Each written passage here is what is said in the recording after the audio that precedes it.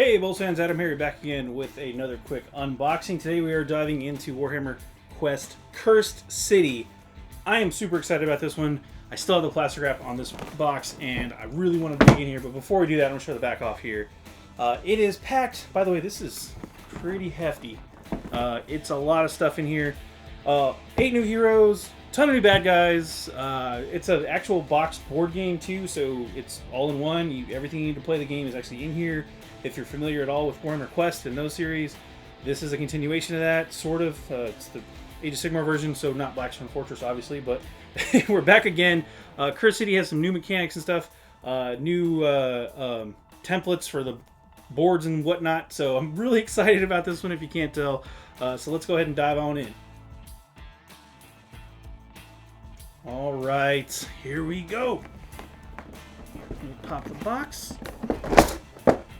Okay, whew, look at all that plastic. What do we got here? Okay, looks like we've got the heroes in a dyed plastic, which is kind of cool. We'll go over these in a little bit later. I'm gonna pull them to the side. Ooh, there's Radakar the Wolf right here. That's his sprue. We'll go over that shortly. And then how many sprues of bad guys we got? We got one here, and then ooh, these look. Okay, these two sprues are the same. So you get two sprues. These are the zombies and skeleton sprues. Okay, cool. So we've got like the unique bad guys here, the zombies and skeleton sprues, Radakar, the wolf here. We've got all of the heroes, and then we'll keep going through the box here. This is just the little, the little art thing, keep it from getting dinged up. It's you can see all the dings on there. Your service is noted. Thank you for your sacrifice. Bases. Gotta have bases. That's good. More bases. Dice. This game does have, looks like some D8s, custom D8s, a D12, some custom D6s, and then a whole bunch of little D6s. Then we get a whole bunch of cards, which we'll go over here as well. Not all the cards, clearly, but we'll go through some of them. Well, the packet for the books, we've got an errata. Oh, this is just assembly instructions for Dagny Holden stock. Apparently there was a misprint. Ooh, Cursed City novel flyer. And then cardboard. Here you go. City tiles. We'll open this up and take a look at that. And then, hey, this is a nice touch. Thank you, GW. Baggies for everything. This is going to be important for later, probably for your 8 heroes and maybe some other stuff to keep track of your campaign. That's always nice to have, and that's the last thing in the box. Let's go through them sprues. Alright, first up is the small heroes sprue. This is the 1 of 2. Looks like we've got the big ogre guy, the Cardron Overlord on here as well. So, pretty nice detail. By the way, these look like they are all push fit. You can see the pegs and the pegs so on there. I'll turn it this way, you can probably see it better. So yeah, technically you're not going to need glue to assemble these. I'm probably going to build a couple after this, and then I'll show them off at the end of the video here. Just kind of my thoughts on building them. So that's the first hero sprue. I like the detail. I'm excited about that ogre. I'm going to put him together for sure. So what's next? The other hero sprue, of course. More of the same. Lots of detail. Again, there's 8 heroes total in the box. Pretty impressive set of models. And it's even crazier that they're all push fit. You can see, again, all the pegs, ready to rock and roll. So technically you shouldn't need glue to assemble these, but I'll be honest, some of these cuts look crazy. I don't know how this is going to go together, so we'll see. Let's take a look at the bad guys. Radakar the Wolf. This is an interesting sprue. There's like all of 5 bits to assemble. But again, I'll probably end up building a couple of these at the end of the video. I'll show them off completed and I'll give you my thoughts. I'm probably going to build this guy because I'm curious as to how all this stuff fits together to show the model off, and I'll have my thoughts. But pretty cool looking sprue, pretty compact. It's also in a nice clam pack size. Hint, hint, maybe in the future we'll get just a singular clam pack for Radakar the Wolf. Be a nice little hero to have. Here's the second big bad villain sprue. Again, a ton of bad models on here. We've got the Gravekeeper. We've got the 2 ogre zombie bros, which though I'm actually really excited about those. We got this big wolf bat dude, which I'm also pretty curious about. We've got the feral vampires on here as well, and a couple other of the big minor, the big minions. Excuse me, lieutenants, if you will, of the Cursed City bad guys here. So really cool looking sprue. And again, I'm gonna flip this over. Boom! You see all those holes in the pegs. So yeah, these should be push fit, which again I am super curious about because these cuts look crazy. The detail on these models it's a GW model, so it's as good as you would expect. So I'm very curious as how these are going to fit together. I keep saying that because it's true. Next up will be the zombie and skeleton sprue. There's two of these. This sprue is a doubled up, so I'm not going to show you the other one because it's the same one. Yeah, new zombies and skellies. We've been waiting for new skeletons for a long time from GW. I personally think these are a vast improvement. We'll see if we get a re-release of these skeletons as some kind of, and the zombies for that matter. I know we're supposed to get new zombies and skeletons eventually from GW as other standard solo releases, but and these again will be in the same style, so you can mix and match. If you end up with a couple of boxes of Cursed City for some reason, you can mix these in with your zombies and actually have a full vampire Soulblight Grave Lord's army, which is super rad. But yeah, more vampires, new zombies. There's also bat swarms and rat swarms, so that's a thing too, and the big bats also. Again, I keep saying this because it's impressive. They're all push fit. It looks like some of these skeletons are like 2 parts, like front and back. Should go together real easily.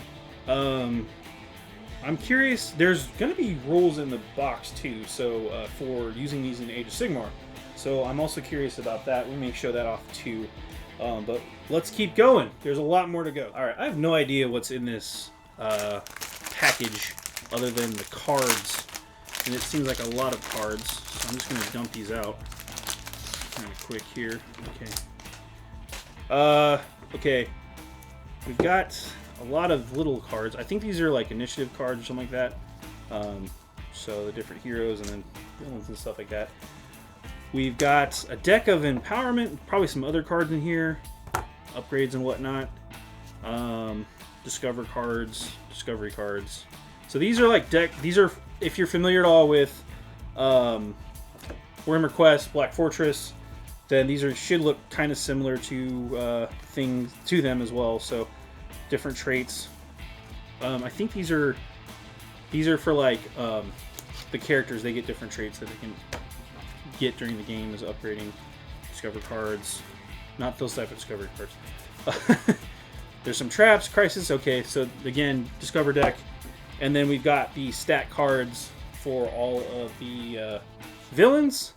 And if you didn't know, they have a normal, like during the day, and then they can become empowered at night, and they get tougher.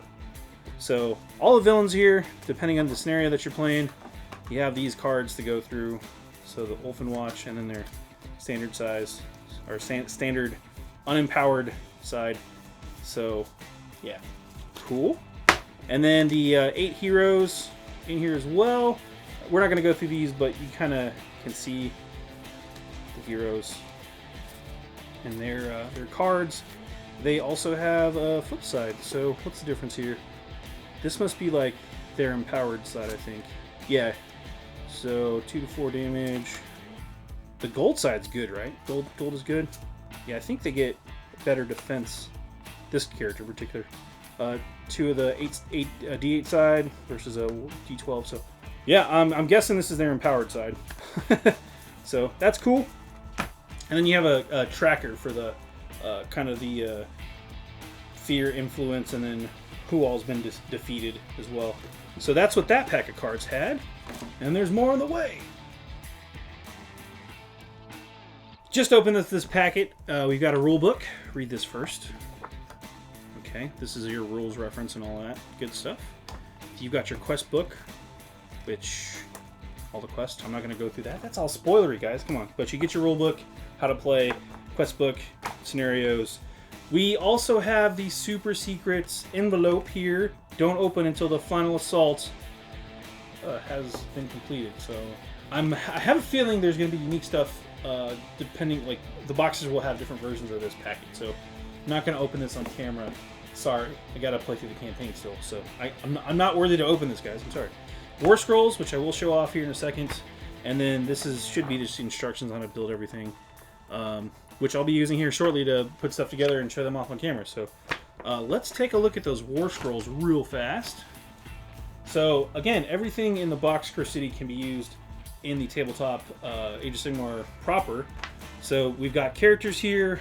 I'm not going to go through each character's stats individually. If you want to check those out, hit pause as I'm flipping through here. But all of them have stats, as you can see here, using for their useful in their respective factions and things like that. So we already knew that going in. It was told to us by GW in previews and stuff. So I'm pretty excited about that. I'm more excited about these bad guys. Personally, I happen to be a fan of the Death faction, so I'm going to try to paint these bad boys up eventually and get them on the tabletop. So there's Radikar the Wolf. He's got some crazy keywords. He's a wizard and fun stuff there. Torgillus the Chamberlain. He's also Death Mage Hero, Death Necromancer, all that fun stuff. So that's pretty neat. I haven't done a deep dive analysis on these. I may do that later, but there's Watch Captain Hallgrim, Gorslav the Gravekeeper. There's the Kosargi Night Guard. Those are the zombie ogres, our first ever zombie ogre. So yes, that opens up a lot of possibilities. Are we going to see zombie orcs? Are we going to see zombie elves? You know, just saying, throwing that out there for GW. Please do it. It'd be pretty cool. The Bloodborne here as well, which are those feral vampires. Vargskyer? I don't know how to say that. It's not a real word. I mean, yeah, it's not English. I don't know. Vargskyer. Anyway, that's the big feral bat dude, wolf-looking thing. I'm also pretty stoked about that one, to be honest. I want to see that one. I want to see how big it is compared to other stuff, so that'll be cool. And then, of course, new zombies, new skeleton warriors. They look like they've got pretty much a similar stat line to what they had previously. They have the summonable traits, Death Rattle over here.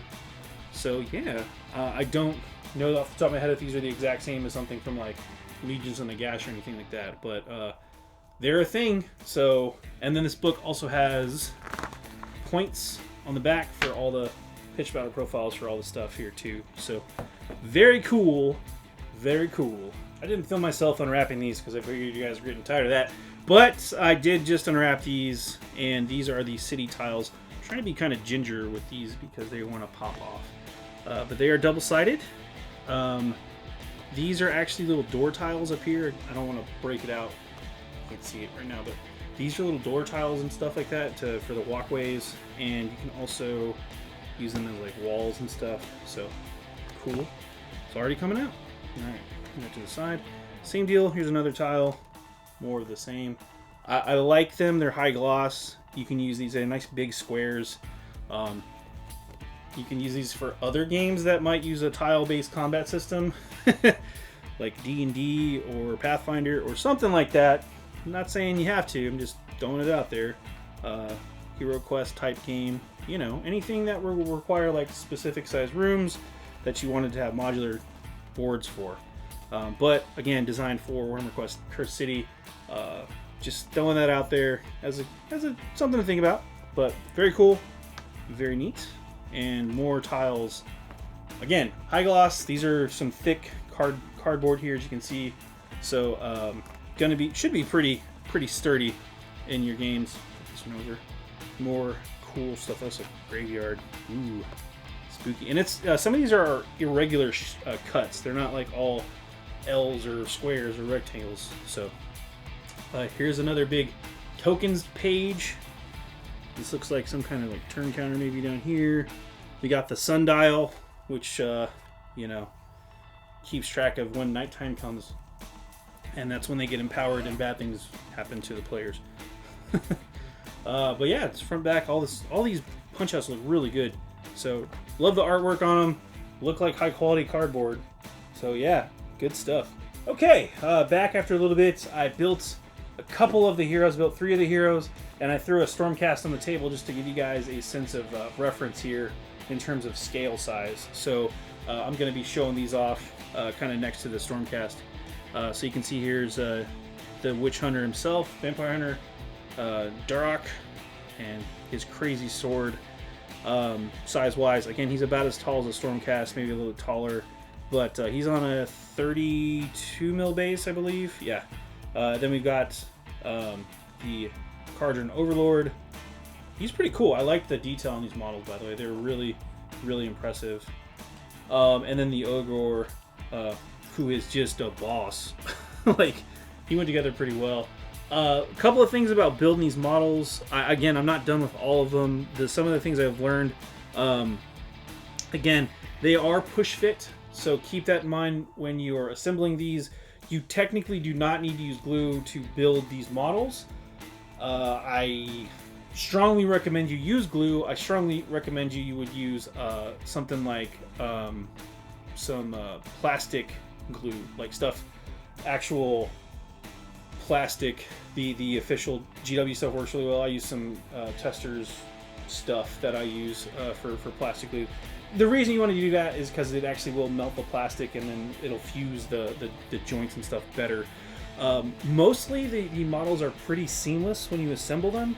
Especially if you bother to use plastic glue, you should be able to cover up a lot of the seams. There's a couple that you might see that's like an undercut, but you're not going to typically see that on the model too much. I also recommend, because of the pegs, the way those pegs are set up, I'd recommend slicing off like a millimeter with like if you're gonna assemble these without glue, you're gonna need some really sharp snips or X-Acto knife or hobby knife or something like that, because the tolerances on these are super tight. I recommend, again, slicing off like a millimeter on the pegs and then putting some plastic glue on there. That'll help them help the pegs go in a little bit smoother, and then again, because it's plastic glue, ideally it's going to fuse and make the plastic like softer, and then you'll be actually be able to like squish the model all the way together. And some of these joints, like, show off one later here, but some of these joints, like you'll have a bit here and another bit here, and then you're gonna have to like rotate it around and like couple them and then like rotate it back. Like, there's some pretty crazy cuts I gotta say when it came to assembling these models. Definitely not the easiest set of models to build from GW in terms of like push fit. I've seen easier push fit models. Matter of fact, the skeletons are like super simple push fit models, whereas the heroes and the villains are a bit more complicated. But really cool looking models overall. I liked them. I do like them, and I'm looking forward to finishing up the rest, but I just wanted to show these off so far. Okay, I assembled some more of the villains like I mentioned. Again, the Stormcast Eternal there is just for scale purposes. Man, okay, where to start? I'm going to start with the little guys. So, zombies, super easy to build. I think these are all of like 2 parts, maybe 3 for like the front, the back, and the top. Some of these are two parts, literally. So, they go together real easy. They're on 25 mil slaughter bases, so not a challenge at all. These are super simple to do. If you have a new hobbyist, maybe a child that is wanting to help you assemble stuff, give them the skeletons and zombies, because these are pretty easy not to screw up. I will say, actually, there's one tricky part with the skeletons. Sometimes the bits are attached on the spear, so again, maybe have an adult cut that off for the kiddos and then let the kids assemble them. But the skeleton was like a front and a back, so super easy to glue and put together, and they look really cool. So I'm excited about the rest of these to get them all together. I like the skeletons more than the zombies. I don't have a problem with the zombies so much. I just really like the skeletons. So here is Radikar the Wolf. This is one of those models. Oops, plastic glue, solid. This is one of those models that was pretty crazy to build. With the kind of cuts, because this arm is actually a separate bit, and again, there's like a hole, and you got to rotate it around and like stick it in there with one of the pegs. It was crazy the way they got this to do. The front part is actually like 3 different bits, I think 2 or 3 bits at least, yeah, the torso connects to the back, which is a separate bit. The torso, the underneath, and then another bit goes on the front there.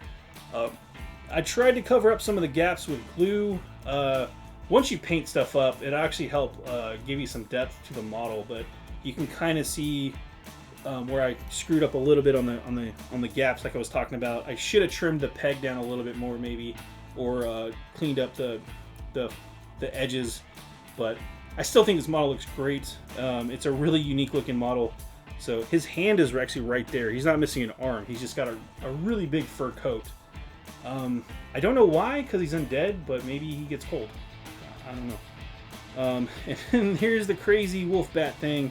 I think it's just a really big mutated bat vampire dude, but it's tall. It's a cool looking model. They have the little the holes in the base, so they give you little filler things. This is a little rat. And again, compared to the size of a Stormcast Eternal, you can kind of see there the height difference. And this is a 50 millimeter base. This is a 40 millimeter base. So again, you can see the differences there. But it's a cool looking model. I really want to paint this guy up. I need to double check the rules too. I want to throw him in with Death Armies for sure. But there you go. That's some of the bad guys. I haven't finished them all yet, but just to give you a little preview of things to come. Well, there you have it, folks. That was Warhammer Quest Cursed City. Really not so quick in unboxing, I guess. Tried to go as fast as I could there for you, but I'm super excited about this one. This may be my favorite Warhammer Quest to date. So I'm looking forward to actually getting in there and playing this one with my my gaming group. I think it looks really good, pretty high quality all across the board. It's Games Workshop. You would expect nothing less from them at this point. The models look fantastic. If you are going to play Gravelords, Soulblight Gravelords, they don't have a book yet. They're getting one. This seems like a really good starting point. I don't know. Maybe that's just me. That's just what I'm thinking. But yeah, their army looks really cool, and the models look really cool, and you get a bunch of Order heroes as well, which can be used in all manner of other lists. So, great stuff all around. I'm Adam here for BoLS. Thanks so much for watching. Have a good one.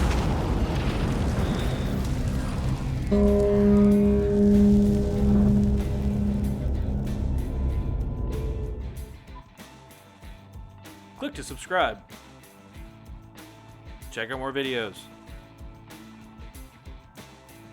And thanks for watching.